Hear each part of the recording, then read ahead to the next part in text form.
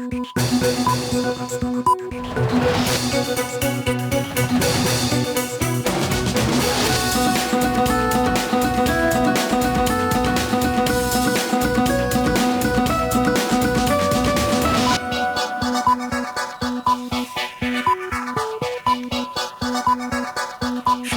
সবাইকে স্বাগত। রাতের মাছরাঙা সংবাদের সঙ্গে আছে আমি ইতিশাম নাসিম মৌ। শুরুতেই গার্ডিয়ান লাইফ ইন্স্যুরেন্স সংবাদ শিরোনাম। প্রধান বিচারপতি নিয়োগ ও জরুরি অবস্থা জারি নিয়ে জাতীয় ঐকমত্য কমিশনের সঙ্গে একমত হয়েছে রাজনৈতিক দলগুলো। জরুরি অবস্থা ঘোষণাকে রাজনৈতিক হাতিয়ার হিসেবে ব্যবহার বন্ধে নতুন বিধান তৈরিতে একমত হয়েছে দলগুলো। মৌলিক বিষয় দ্রুত একমতে আসতে পারলে চলতি মাসেই জুলাই সনদ দেওয়া সম্ভব বলে আশা করছে কমিশন। শাপলা প্রতীক পেতে অনড় জাতীয় নাগরিক কমিটি, না দিলে রাজনৈতিকভাবে লড়ার ঘোষণা দিয়েছে দলটি। আজ সিইসির সঙ্গে সাক্ষাৎ করে এ অবস্থানের কথা জানায় তারা। পাশাপাশি প্রতীকের তালিকা থেকে নৌকা বাদ দেওয়ার দাবিও জানিয়েছে দলটি। এদিকে সংস্কার, বিচার ও নতুন সংবিধানের মাধ্যমে দেশ পুনর্গঠন করা হবে বলে আজ পদযাত্রায় বলেছেন দলটির নেতারা। এবং দেশ জুড়ে বাড়ছে ডেঙ্গুর প্রকোপ। প্রতিদিনই রাজধানীর হাসপাতালগুলোতে বাড়ছে রোগীর চাপ। চলতি মাসের 13 দিনেই রোগী ভর্তি ও মৃত্যু পৌঁছে যাচ্ছে গত মাসের কাছাকাছি। আগামী 3 মাস পরিস্থিতি আরও খারাপের আশঙ্কা করছেন চিকিৎসকরা। ঢাকার বাইরে মশা নিয়ন্ত্রণ করতে না পারলে গোটা দেশের পরিস্থিতি হবে ভয়াবহ বলছেন জনস্বাস্থ্যবিদরা। শুনছিলেন শিরোনাম, এবার বিস্তারিত। আপিল বিভাগে জ্যেষ্ঠ 2 জনের মধ্য থেকে প্রধান বিচারপতি নিয়োগের ব্যাপারে একমত হয়েছে রাজনৈতিক দলগুলো। দেশে জরুরি অবস্থা ঘোষণা করতে মন্ত্রিপরিষদ সহ বিরোধী দলের অনুমতি লাগবে। সংবিধানে এমন বিধান যুক্ত করার ব্যাপারেও মতৈক্য হয়েছে জাতীয় ঐকমত্য কমিশনের সঙ্গে বৈঠকে। সংবিধানের 141 অনুচ্ছেদের ক্ষমতা বলে জরুরি অবস্থা ঘোষণা করেন রাষ্ট্রপতি। তবে এই জরুরি অবস্থা ঘোষণা নিয়েও বিভিন্ন সময়ে বিতর্ক উঠেছে রাজনৈতিক অপব্যবহারের। তাই জরুরি অবস্থা ঘোষণার আগে মন্ত্রিপরিষদ সহ বিরোধী দলের নেতাদের লিখিত অনুমতির বিধান তৈরির বিষয়ে একমত হয় রাজনৈতিক দলগুলো। রাজধানীর ফরেন সার্ভিস একাডেমিতে জাতীয় ঐকমত্য কমিশনের 12তম দিনের বৈঠকে এই সিদ্ধান্ত নেয় তারা। রাইট টু লাইফ এটা অবশ্যই প্রোটেক্টেড থাকতে হবে, সেটা আমরা সবাই ঐকমত্য পোষণ করেছি। রাষ্ট্রপতি, পুরো ক্যাবিনেট এবং বিরোধী দলের নেতা অথবা উপনেতা যে কোনো সবাই মিলে একটা কমন জায়গাতে এসে এই অনুমোদনটা দিতে হবে। যিনি প্রধানমন্ত্রী, ক্যাবিনেট তো সে একই দলের, সুতরাং এখানে বলবৎ বৃদ্ধি ছাড়া ইন এসেন্স বা স্পিরিটে তেমন কোনো পার্থক্য হবে না। বাংলাদেশে এই জরুরি অবস্থার রাজনৈতিক ব্যবহার, অপব্যবহার, এটা বন্ধ হওয়ার একটা জায়গায় আমরা পৌঁছতে পেরেছি। বাংলাদেশের ভবিষ্যৎ রাজনীতির জন্য এটা অত্যন্ত একটা গুরুত্বপূর্ণ পদক্ষেপ। পরে আলোচনা হয় প্রধান বিচারপতি নিয়োগের প্রক্রিয়া নিয়ে। আপিল বিভাগের জ্যেষ্ঠতার ভিত্তিতে জ্যেষ্ঠতম বিচারপতিকেই প্রধান বিচারপতি নিয়োগ করার বিধান যুক্ত করার বিষয়ে শর্ত সাপেক্ষে একমত হয় দলগুলো। এখানে একটি ডিসেন্ট ভয়েস দেওয়া হয়েছে, যদি কোনো দল তারা ক্ষমতায় গিয়ে ইশতেহারে থাকে তখন তারা ক্ষমতায় গিয়ে সংবিধান সংশোধনের মাধ্যমে জ্যেষ্ঠ 2 জনের মধ্যে যে কোনো একজনকে প্রধান বিচারপতি হিসেবে নিয়োগ দেওয়ার বিধান সংযুক্ত করতে পারবেন। 70 অনুচ্ছেদে যেমন নোট অফ ডিসেন্ট দিয়ে আমরা একমত হয়েছিলাম, এটাও অনেকটা তার কাছাকাছি। তো এই বিধানে যেহেতু সবাই একমত হয়েছে, আমরা যেহেতু জাতীয় ঐকমত্য সৃষ্টি করতে চাই, এখানে আমরা একমত হয়েছি। আলোচনা হয় তত্ত্বাবধায়ক সরকার ব্যবস্থা নিয়ে, যেটির বিষয়ে নতুন কিছু প্রস্তাব উত্থাপন করায়। তবে এটি নিয়ে রাজনৈতিক দলগুলো নিজস্ব পরিসরে আলোচনা করে আবারও কমিশনের সাথে বসবে। সবাই একটা জায়গায় এসেছে যে রাষ্ট্রপতিকে রাখা ঠিক হবে না সর্বশেষ অপশন। তা আমরাও মনে করি যে রাষ্ট্রপতিকে না রাখতে পারলেই ভালো। তারপরে যদি ঐকমত্যে আসা না যায়, সেই ক্ষেত্রে একদম লাস্ট অপশন হিসেবে রাখা যায় একটা ইনস্টিটিউশনকে, যদি কোনো কিছু নির্ধারিত না হতে পারে। আর 31শে জুলাইয়ের মধ্যে রাজনৈতিক দলগুলোর সাথে ঐকমত্যে পৌঁছে জুলাই সনদ ঘোষণা করার বিষয়ে আশাবাদ জানায় জাতীয় ঐকমত্য কমিশন। বিভিন্ন রকম প্রস্তাবে ত্রুটি, বিচ্যুতি এবং শক্তিগুলোকে পর্যালোচনা করে তারা তাদের পক্ষ থেকে প্রস্তাব দিচ্ছে। এতে এটা স্পষ্ট যে রাজনৈতিক দলগুলো একটি বড় রকমের ঐকমত্যে পৌঁছতে সর্বাত্মকভাবে চেষ্টা করছেন। সংস্কার আলোচনায় অগ্রগতি হচ্ছে এমন সন্তোষ প্রকাশ করে সবাইকে আরও আন্তরিক হওয়ার আহ্বান জানান ডক্টর আলী রিয়াজ। নুরুন নাহার উইলি, মাছরাঙা সংবাদ, ঢাকা। সংসদ নির্বাচনে সংরক্ষিত প্রতীকের তালিকা থেকে নৌকা প্রতীক বাদ দেয়ার দাবি জানিয়েছে জাতীয় নাগরিক পার্টি এনসিপি। সেই সাথে তাদেরকে শাপলা প্রতীক দিতে আবারও আহ্বান জানিয়েছে দলটি। প্রধান নির্বাচন কমিশনারের সাথে বৈঠক শেষে একথা বলেছেন দলটির নেতৃবৃন্দ। এনসিপির মুখ্য সমন্বয়ক নাসির উদ্দিন পাটোয়ারির নেতৃত্বে হাসনাত আবদুল্লাহ, সার্জিস আলম সহ 5 সদস্য সকালে প্রধান নির্বাচন কমিশনারের সাথে দেখা করতে আগারগাঁওয়ের নির্বাচন ভবনে যান। প্রায় 3 ঘন্টা পর বৈঠকে বিরতি দিয়ে নেতৃবৃন্দ কথা বলেন সাংবাদিকদের সাথে। দলের যুগ্ম সদস্য সচিব জানান, আওয়ামী লীগের নিবন্ধন স্থগিত থাকায় দলীয় প্রতীক নৌকাকে সংরক্ষিত তালিকা থেকে বাদ দেওয়ার দাবি জানানো হয়েছে বৈঠকে।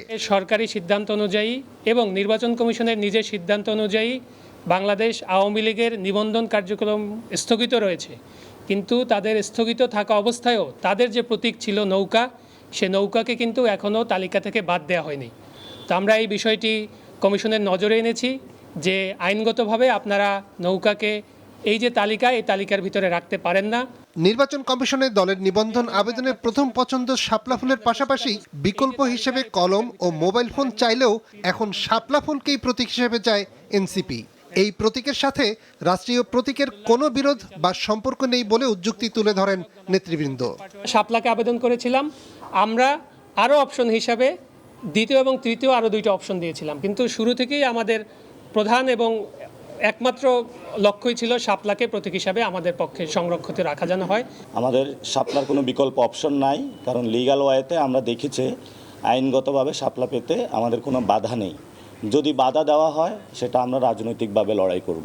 নেতৃবৃন্দ আবারও নির্বাচন কমিশন পুনর্গঠনের দাবি করেন। নির্বাচনের আগে ইসি পুনর্গঠন করতে হবে, এটা স্ট্রেট ফরওয়ার্ড, এবং ইসি যেভাবে পুনর্গঠিত হয়েছিল সে আইনটারও পরিবর্তন করতে হবে এবং ঐক্যমত কমিশনের যে নতুন যে সিস্টেমগুলো আছে সেটা অনুযায়ী এই ইসিতে যারা সাংবিধানিক প্রতিষ্ঠান অনুযায়ী নিজের ভালো কাজের পরিচয় দিয়েছেন তাদেরকে রাখা যেতে পারে, কোনো ব্যক্তি আকারে নয়।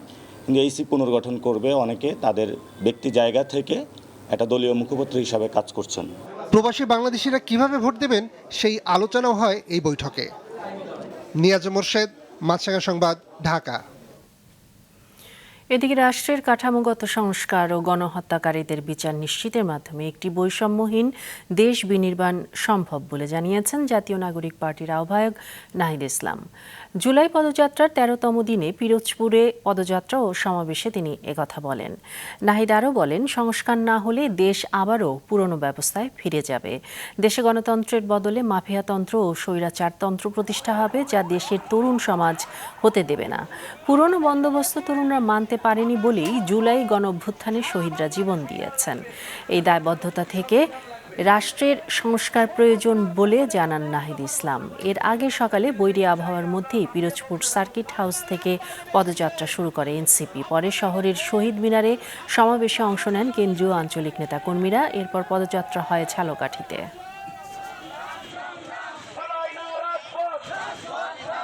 আমাদের আহ্বানে যারা এসে শহীদ হয়েছিলেন তাদের প্রতি আমাদের দায়বদ্ধতা আছে। আমরা রাজপথ থেকে সরে যেতে পারি না। ঝড় বৃষ্টি যা কিছুই হোক না কেন, আমাদের রাজপথে আমাদের লড়াই চালিয়ে যেতে হবে। সংস্কার লাগবে এবং এই আওয়ামী লীগের বিচার লাগবে এবং একটা নতুন সংবিধান লাগবে। সংস্কার, বিচার, নতুন সংবিধানের মাধ্যমে আমরা দেশটাকে পুনর্গঠন করব। ডেঙ্গুতে আক্রান্ত হয়ে 24 ঘন্টায় দেশে মারা গেছে একজন। এই সময় আক্রান্ত 420 জন হাসপাতালে ভর্তি হয়েছে। রাজধানীর বড় হাসপাতালগুলোতে বাড়ছে চাপ। এ মাসের 13 দিনেই রোগী ভর্তি ও মৃত্যু পৌঁছে গেছে গত মাসের পরিস্থিতির কাছাকাছি। আগামী 3 মাস এই পরিস্থিতি আরও খারাপের দিকে যাওয়ার আভাস দিয়েছেন চিকিৎসকরা। মাহমুদ কোমলের রিপোর্ট। রোগীদের এই ভিড় রাজধানীর মহাখালীর ডিএনসিসি হাসপাতালে। গেল 10 দিন আগেও ছিল না এত চাপ। হাসপাতাল কর্তৃপক্ষ বলছে, যারা আসছেন তাদের বেশিরভাগই জ্বরের রোগী এবং অনেকেরই শনাক্ত হচ্ছে ডেঙ্গু। গেল মাসের 4 ভাগের 3 ভাগ ডেঙ্গু রোগী ভর্তি হয়েছে জুলাইয়ের এই 12 দিনে। সাধারণত কিন্তু মিড জুলাইয়ের পর থেকে ডেঙ্গু রোগের প্রকোপটা বৃদ্ধি পায়, কিন্তু এবার আমরা কিন্তু মিড জুন থেকেই ডেঙ্গু রোগী পাচ্ছি। লাস্ট মান্থে পেয়েছি 92 পেশেন্ট, আর আজকে লাস্ট 10 ডেজে আমরা 71 পেশেন্ট পেয়েছি। So number is really increasing. এগুলো অ্যাডমিটেড। ইউজুয়ালি যত পেশেন্ট অ্যাডমিট হয় তার 4 to 5 টাইমস কিন্তু আমরা আউটডোরে চিকিৎসা দিয়ে থাকি। সারা দেশের ডেঙ্গু বৃদ্ধির প্রবণতায়ও দেখা যাচ্ছে একই পরিস্থিতি। চলতি বছর সবচেয়ে বেশি রোগী ভর্তি ছিল গেল মাসে ৫,৯৫১ জন। মৃত্যু হয়েছে চলতি বছরের সবচেয়ে বেশি ১৯ জন। আর এ মাসের ১২ দিনেই গেল মাসের ৪ ভাগের ৩ ভাগের সমান মৃত্যু ও রোগী ভর্তি হয়েছে। জনস্বাস্থ্যবিদদের বড় আশঙ্কা ঢাকার বাইরের পরিস্থিতি নিয়ে, কারণ চলতি বছর প্রায় ৮০ ভাগ রোগী ভর্তি হয়েছে ঢাকার বাইরে। এ অবস্থায় জেলাগুলোতে কীটতত্ত্ববিদ ও জনস্বাস্থ্যবিদদের সমন্বয়ে এডিস মশা নিধন ব্যবস্থা গড়ে তুলতে না পারলে ভয়াবহ পরিস্থিতির আভাস দিয়েছেন বিশেষজ্ঞরা।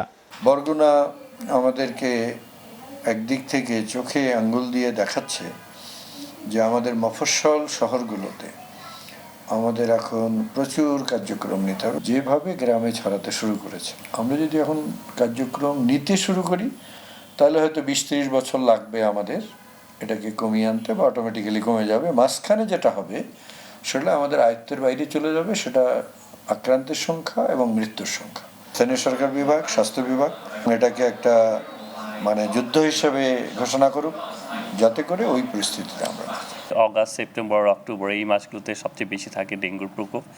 জুলাই মাসে যেহেতু সংখ্যাটা খুবই আপওয়ার্ড ট্রেন্ড, তা আমাদের কিন্তু এবার অনেক বেশি সচেতন থাকতে হবে। জনপ্রতিনিধি না থাকায় ঢাকার বাইরে ডেঙ্গু নিয়ন্ত্রণে জেলা প্রশাসকদের কার্যকর ভূমিকা চাইছেন জনস্বাস্থ্যবিদরা। আর এই কার্যক্রমে সিটি কর্পোরেশনের মতো জেলা উপজেলার সক্ষমতা বাড়াতে স্থানীয় সরকার বিভাগকে বরাদ্দ বাড়ানোর তাগিদ দিয়েছেন তারা। মাহমুদ কমল, মাছরাঙা সংবাদ, ঢাকা।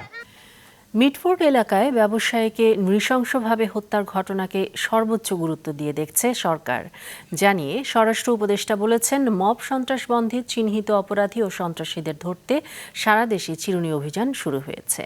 এদিকে ওই হত্যার ঘটনা তদন্তে উচ্চ ক্ষমতা সম্পন্ন বিচারিক কমিশন গঠনের নির্দেশনা চেয়ে রিট করা হয়েছে। রাজধানীর মিটফোর্ড মেডিকেল কলেজের সামনে ভাঙ্গারি ব্যবসায়ী সোহাগকে নৃশংসভাবে হত্যার ঘটনার বিচারের দাবিতে দুপুরে সেখানে বিক্ষোভ কর্মসূচি পালন করে বিভিন্ন শিক্ষা প্রতিষ্ঠানের শিক্ষার্থীরা। দেশজুড়ে যারা খুন, চাঁদাবাজি ও অরাজকতা করছে তারা যে দলেরই হোক তাদের শাস্তির দাবি জানান তারা। এরকম সন্ত্রাস বাংলাদেশ আর দেখতে চাই না এবং এর দৃষ্টান্তমূলক একটি শাস্তি চাই। এর আগে একই দাবিতে জাতীয় প্রেস ক্লাবের সামনেও মানববন্ধন কর্মসূচি পালন করে সুশাসনের জন্য নাগরিক এবং নাগরিক যুব ঐক্য। সকালে নিউ মার্কেটে বিক্ষোভ মিছিল করেছে ঢাকা কলেজের শিক্ষার্থীরা। এদিকে দুপুরে সচিবালয়ে স্বরাষ্ট্র উপদেষ্টা জানিয়েছেন, চিহ্নিত অপরাধী ও সন্ত্রাসী ধরতে শুরু হয়েছে চিরুনি অভিযান। মিটফোর্ডের নৃশংস হত্যাকাণ্ডের ঘটনা কি সরকার সর্বোচ্চ গুরুত্ব সহকারে দেখছেন। এই হত্যাকাণ্ডের বিচার দ্রুত বিচার ট্রাইব্যুনালে নেয়ার পদক্ষেপ নেওয়া হয়েছে। পরিস্থিতি বিবেচনায় সরকার যে কোনো সময় চিহ্নিত অপরাধী ও সন্ত্রাসীদের ধরতে বিশেষ বা চিরুনি অভিযান পরিচালনা করতে পারে। এইটা এখন থেকেই। নৃশংস ওই হত্যার ঘটনা তদন্তে উচ্চ ক্ষমতা সম্পন্ন বিচারিক কমিশন গঠনের নির্দেশনা চেয়ে রিট করা হয়েছে। জুডিশিয়াল বিচার বিভাগীয় তদন্তের জন্য আমি প্রার্থনা করেছি এবং এর সাথে সাথে যারা মূল আসামি ভিডিও ফুটেজ দেখে তাদেরকে গ্রেপ্তার এবং মানুষের জানমালের সিকিউরিটি এনশিওর করার জন্য, নিশ্চিত করার জন্য আমি এই রিটে প্রার্থনা করেছি। আগামীকাল এই রিটের উপর শুনানি হতে পারে। ওবায়দুল কবির, মাছরাঙা সংবাদ, ঢাকা।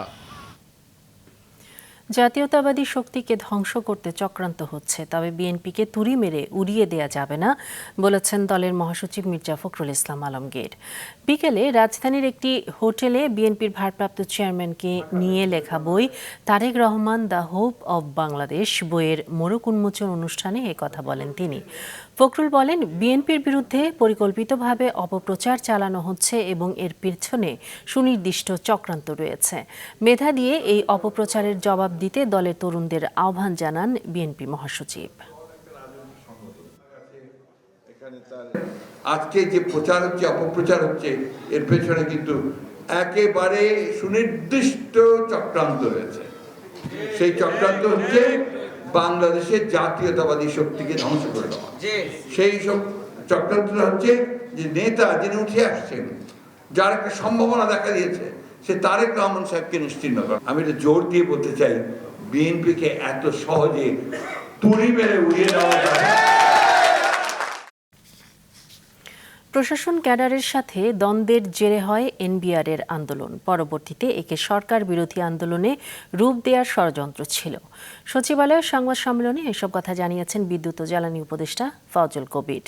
বলেন, এনবিআর নামের প্রতি মানুষের একটি নেগেটিভ ধারণা রয়েছে, তাই এই নামটি আর থাকবে না। জানান, রাজস্ব নীতি এবং রাজস্ব বাস্তবায়ন নামে যে দুটি বিভাগ হয়েছে এখন থেকে সেটাই থাকবে। তিনি আরও বলেন, সেখানকার কর্মকর্তাদের আচরণে পরিবর্তন ও রাজস্ব আহরণের মধ্য দিয়ে আস্থা ফিরিয়ে আনতে হবে। তবে প্রশাসন ক্যাডারের খবরদারি যাতে না থাকে সে বিষয়ে নিশ্চিত করা হবে বলেও আশ্বস্ত করেন তিনি। স্বীকার করেন, এনবিআর সংস্কারের ব্যাপারে জারি করা অধ্যাদেশে কিছু ভুল রয়েছে। তো এখানে দেখা গেল যে এই অধ্যাদেশটাতে কিছু মৌলিক ত্রুটি আছে। তো এখানে কিছুটা আমরা বলবো যে চতুরতার আশ্রয় নেওয়া হয়েছে। এটা যারা করছে, যারা এই অধ্যাদেশ প্রণয়ন করছে তারা। তো সামনের পথটা হচ্ছে যে আমরা যেটা বললাম যে অধ্যাদেশের কিছু ত্রুটি আমরা আইডেন্টিফাই করছি। তো সেই ত্রুটিগুলি আমরা সংশোধনের জন্য সরকারকে পরামর্শ দেব। নোয়াখালী ও ফেনীতে পানি কমতে থাকায় পরিস্থিতির উন্নতি হচ্ছে, তবে পানিবন্দী মানুষের ভোগান্তি কমছে না। এখনও জলাবদ্ধ রয়েছে জেলা দুটির বেশিরভাগ নিম্নাঞ্চল। নোয়াখালীর পৌর এলাকাগুলো থেকে পানি অনেকটা নেমে গেছে, তবে নিচু বাসা বাড়ির আঙিনা এখনও জলাবদ্ধ। এদিকে জেলার সদর সহ বিভিন্ন উপজেলা গ্রামীণ বেশিরভাগ সড়ক এখনও কয়েক ফুট পানিতে নিমজ্জিত। এদিকে দখল আর দূষণে মৃত প্রায় চৌমুহনী, ছাতারপাইয়া ও চৌমুহনী তুলাতলি খালের পানি নিষ্কাশন ব্যবস্থা স্বাভাবিক করতে খাল পরিষ্কারের কাজ শুরু করেছে উপজেলা প্রশাসন। ফেনীর মুহুরী, কহুয়া ও সিলোনিয়া নদীর বন্যা নিয়ন্ত্রণ বাঁধের ৩৬টি অংশে ভাঙন দেখা দিয়েছে। অন্যদিকে কুমিল্লায় গোমতী নদীর পানি কমলেও আতঙ্ক কাটেনি নদী তীরের বাসিন্দাদের। ভাড়া কমায় সরকারি ব্যবস্থাপনায় হজ করা ৫,০০০ হাজির মধ্যে ৪,৯৭৮ জন হাজিকে ৮,২৮,৯০,০০০ টাকা ফেরত দেওয়া হবে বলে জানিয়েছেন ধর্ম বিষয়ক উপদেষ্টা ডক্টর আ.ফ.ম. খালিদ হোসেন। সচিবালয়ে ধর্ম মন্ত্রণালয়ের সম্মেলন কক্ষে ২০২৫ সালের হজ ব্যবস্থাপনা অর্জন ও আগামী হজ মৌসুমের পরিকল্পনা ইস্যুতে সংবাদ সম্মেলনে তিনি একথা বলেন। উপদেষ্টা বলেন, একজন হাজি কমপক্ষে ৫,৩১৫ টাকা ফেরত পাবেন। সর্বোচ্চ ফেরত পাবেন ৫৩,৬২৪ টাকা। উপদেষ্টা জানান, বাড়ি ভাড়ার পাশাপাশি কোনো কোনো ক্ষেত্রে কম রেটে সার্ভিস চার্জও মিলেছে। এর ফলে প্যাকেজের কিছু টাকা উদ্ধৃত রয়েছে। আগামী বছর হজের প্যাকেজ আরও কমতে পারে বলে জানান ধর্ম উপদেষ্টা। আন্তর্জাতিক, গাজা উপত্যকায় ইসরায়েলি হামলায় আজ সকাল থেকে আরও ৫৯ প্যালেস্টাইনি নিহত হয়েছেন। এদের মধ্যে পানি আনতে গিয়ে অপেক্ষারত অবস্থায় নিহত হয়েছেন ৬ শিশু সহ ১০ জন। গাজার মধ্যাঞ্চলে কন্টেইনারে পানি ভরার জন্য অপেক্ষা করার সময় ইসরায়েল বিমান হামলা চালায় বলে জানিয়েছেন জরুরি পরিষেবার কর্মকর্তারা। প্রত্যক্ষদর্শীরা জানায়, আল নুসিরাত শরণার্থী শিবিরের কেন্দ্রস্থলে একটি পানির ট্যাঙ্কারের পাশে খালি জেরিক্যান নিয়ে লাইনে দাঁড়িয়েছিল প্যালেস্টাইনিরা। শেষ করছি রাতের সংবাদ, তবে যাবার আগে গার্ডিয়ান লাইফ ইন্স্যুরেন্স সংবাদ শিরোনামগুলো আরও একবার। প্রধান বিচারপতি নিয়োগ ও জরুরি অবস্থা জারি নিয়ে একমত রাজনৈতিক দলগুলো। চলতি মাসেই জুলাই সনদ দেওয়ার বিষয়ে আশাবাদ ঐকমত্য কমিশনের। শাপলা প্রতীক পেতে অনড় এনসিপি, তালিকা থেকে নৌকা বাদ দেওয়ার দাবি। সংস্কার, বিচার ও সংবিধান পুনর্গঠন ছাড়া নির্বাচন নয় পদযাত্রায় বললেন দলটির নেতারা। এবং দেশ জুড়ে বাড়ছে ডেঙ্গুর প্রকোপ। ১৩ দিনে রোগী ভর্তি ও মৃত্যু পৌঁছেছে। গত মাসের কাছাকাছি পরিস্থিতি আরও খারাপের আশঙ্কা, মশা নিয়ন্ত্রণের তাগিদ। এই ছিল এখনকার মতো। ফেসবুকে আপডেট পেতে ভিজিট করুন মাছরাঙা টেলিভিশনের পেজে। ইউটিউব চ্যানেলেও দেখতে পারেন আমাদের সংবাদ, প্রতিবেদন এবং অনুষ্ঠান। দর্শক, করোনার সংক্রমণ ফের শুরু হয়েছে এবং তা বাড়ছে। এ থেকে সুরক্ষিত থাকতে ব্যবহার করুন ফেস মাস্ক। এতক্ষণ সঙ্গে থাকার জন্য ধন্যবাদ।